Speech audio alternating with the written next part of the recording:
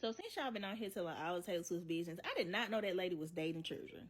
In her, you know, this whole Taylor Swift situation is very funny actually because she's showing the different steps of how she sold her soul.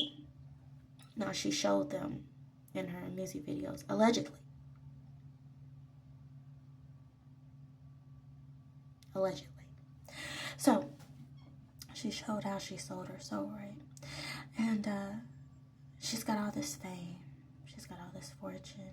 I was able to see who she was earlier on when she first got in the game. I remember a documentary being done, just a small, short little documentary being done with her and Ed Sheeran, and she was being a complete bitch. And let's just say that Ed was feeling some type of way about it while going through her little remarks, and I was able to see it. I wasn't really a fan. So it reminds me of this Twilight episode, and there was this guy. He was actually robbing a bank. When he was robbing this bank, he was shooting back at these police officers, and he was climbing over a gate.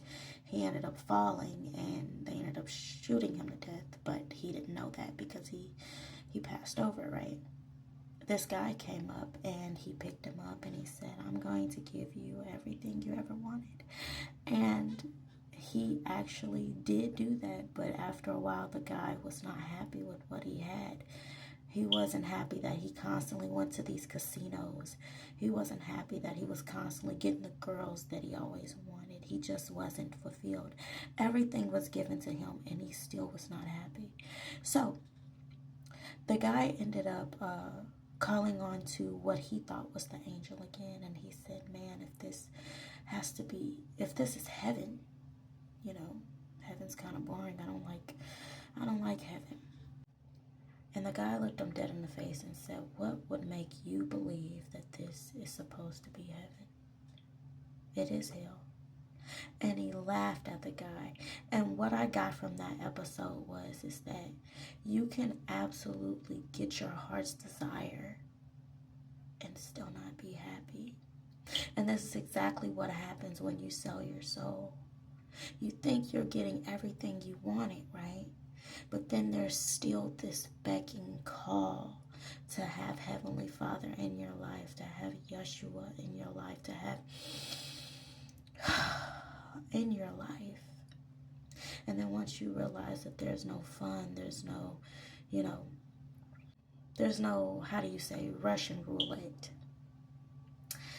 like life is. Because that's mostly why people do the things that they do. They like the rush of it. They realize that after everything is all said and done, what really mattered the most was Father. At the end of everything, we're all going to be right at the very same ending like everybody else. How do I say the very same medical bed, the very same grave.